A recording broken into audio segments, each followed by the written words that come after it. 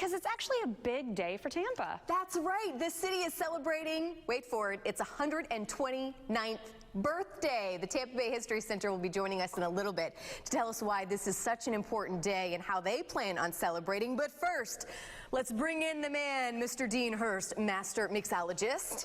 Good morning. Good morning. Glad to be here. What an exciting day. It is an exciting day, right? And you actually did a little research too, and something about this day kind of surprised you. 1887, that's when Tampa became a city. So that was also the year that several cocktails were created. So the reverse Manhattan, where you use more vermouth and rye, the Saratoga cocktail, the Martinez. But the more interesting thing, is going back to 1884 when Guava came to Tampa to find wild guava.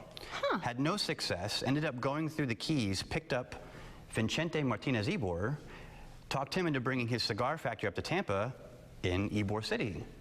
So if this crazy guy wasn't looking for guavas, we would have not had a cigar city. Up. I've never heard that story before. Me neither, but you know, just a little bit of digging, I kind of found that out. Natalie, here's some guava.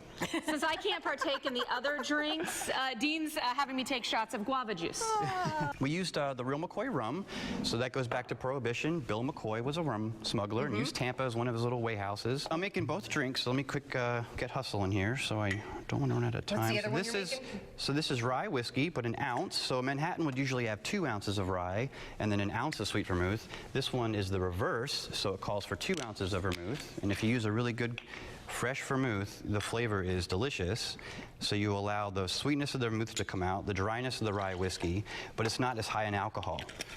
Like a normal Manhattan is 2 ounces of rye and an ounce of vermouth. That's a boozy drink, right? That's nice and strong. I would say so it cuts the alcohol down a little bit. You're allowed to taste the vermouth, which is a fortified wine. I actually bought a book today. There's a book that came out last year all about vermouth. Also, 1887 was the year that Jerry Thomas released his second edition of the very first cocktail book ever gone into print. And in that book, it lists the reverse Manhattan, the Martinez. Sorry, I can't talk and shake and stir all at once.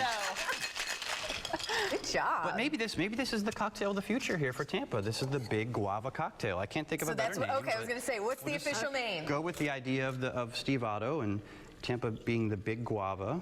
You know, there's a lot of history when it comes to alcohol and what people are using and mixing and what, I mean, that's got to be fascinating for you to look back on as well, right? It really is. And having a 2-month-old at home and not wanting to do anything at night, we binge watched all of Boardwalk Empire. Oh, yeah. So it was quite fascinating to see the history of that. And again, Bill McCoy did use Tampa as a way station. He would bring rum in from the Caribbean.